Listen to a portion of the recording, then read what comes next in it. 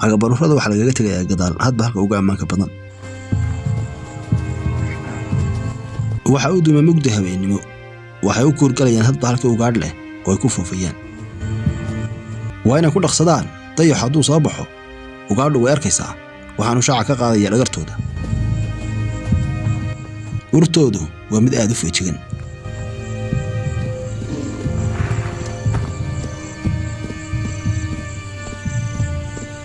shabaqda daaqa iyo cawska cunayaan amba doogu waxay u tilmaamaysaa libaaxyada halkan la joogo. urta iyo neefta waxay u sheegaysaa libaaxa tilmaan gaara nooca xayawaanku yahay iyo inta uu jira masaafada ay u sheegaysaa. loogasiga deerada iyo cawshu waxay ku jiraan xayawaanadu ugu jecel yahay inuu ugaarsado libaaxu. labada libaaxa midkood wuxuu qaabilsan yahay yaryadka halka uu midka kala qaabilsan yahay gabashada iyo qabadka. waa laba wada shaqaynaya oo dhadig oo libaaxya.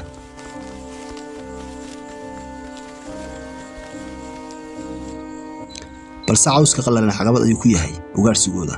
markay ku istaagaan waa u sanqaraya.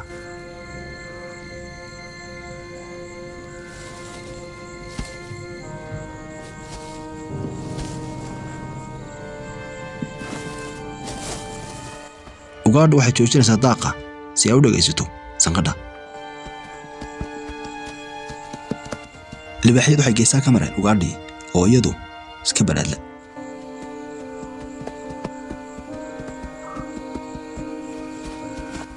midii soo eryanaysay way balowda shaqadeedii. dhammaantood waxaa isku maqiiqan oo yaaceen xaggii midii qabanaysay.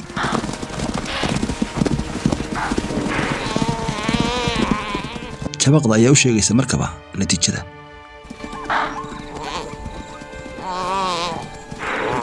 waana inay la qabato oo xaggaas u cararto. isla markaba waxay kala goynayaan hawa mareenka waa libaaxyadii. cagabaruurada mugdiga iyaga laftooda waxay maqlayaan in hooyadooda wax dishay. waa inay sugaan in loo yeedho.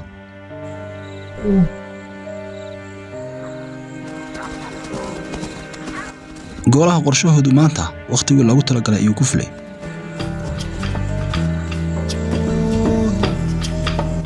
dayaxu mar walba iftiin ayuu fidinayaa waxaanu ku yahay lid.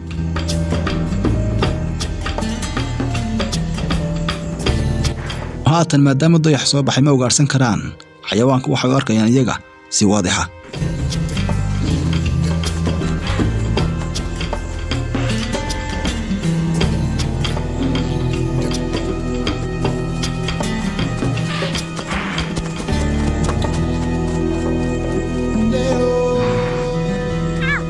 cagabaruurada midana waxay u tahay 10 lama ilaawaan shabaqda urta iyo sidoo kale aqoonsiga midka lagu magacaabo goodirka. midana waxay u tahay iyaga khibradooda ugu horeysay ee ugaarsiga. dadan markay jiraan barashada raqdu waxay u tahay iyaga 10 aad u qiimo badan. iyaga laftoodu waxay ka amar qaataan hooyadood iyadana oo ogolaanaysa markay ugaarsanayaan. habeen barka markay tahay xogaa caana ay ku kabayaan hilibka yar ay cunaan waana seexanayaan.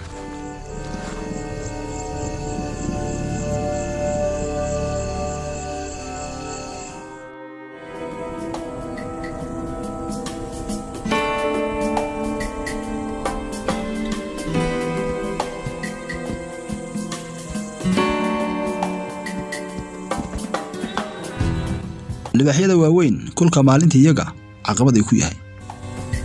harka ayay baaqi ku ahaanayaan iyagoo sidoo kalena iskaabinaya.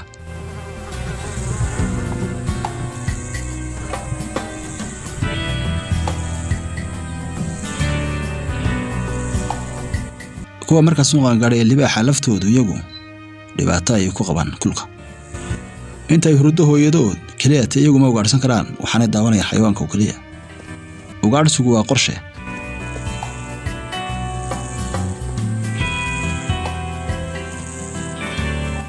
marka cadaadu ka qabowdo dhammaantood waxay isku diyaarinayaan socdaal. ugaadhu way daaqaysaa waana ka yara fogaad. middan cagabaruuradeedu waxay jiraan 10 bilood sidoo kalena way u adkaysanayaan inay socdaalaan. raxantana waxay haysataa dhul aad u ballaaran وبقلال كيلومتر عقب رفرده هو يدو تهاتن أي شغله هبينه بلا وطاي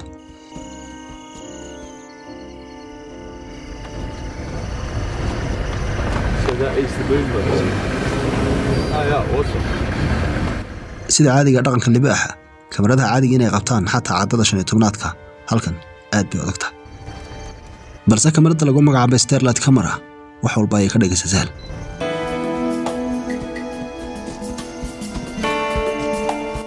libaaxyada socodku uu dhib yar yahay sidoo kale waa degdeg balse kuwan iyagu had iyo jeer qayb kama aha ugaarsiga habeenkii libaaxyadu waxay socdaalayaan 9 ilaa 10 kilomitir si ay u helaan xayawaan ay ugaarsan karaan caqabada ugu weyn waa dabagalka libaaxyada inagoo mar qura lubin qalabka casriga ah qayb ayuu ka yahay sahlida in la dabagalo libaaxa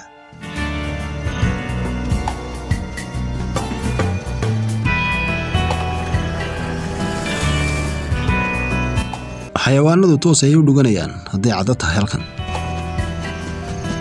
balse ogo bisadaha indhahooda habeenkii 6 jeer laab ay naga fiican yihiin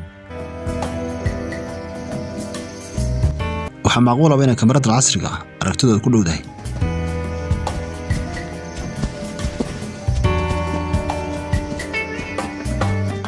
libaaxyadu waxay ku soo baxeen iyagu qoys yar oo biciid ah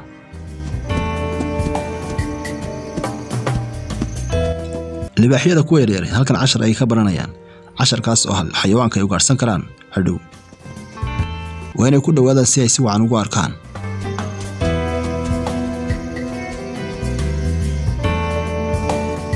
waxay sidoo kale u noqon kartaa kuwa yaryar halkan 10 toos ah u noqdaan goobjoog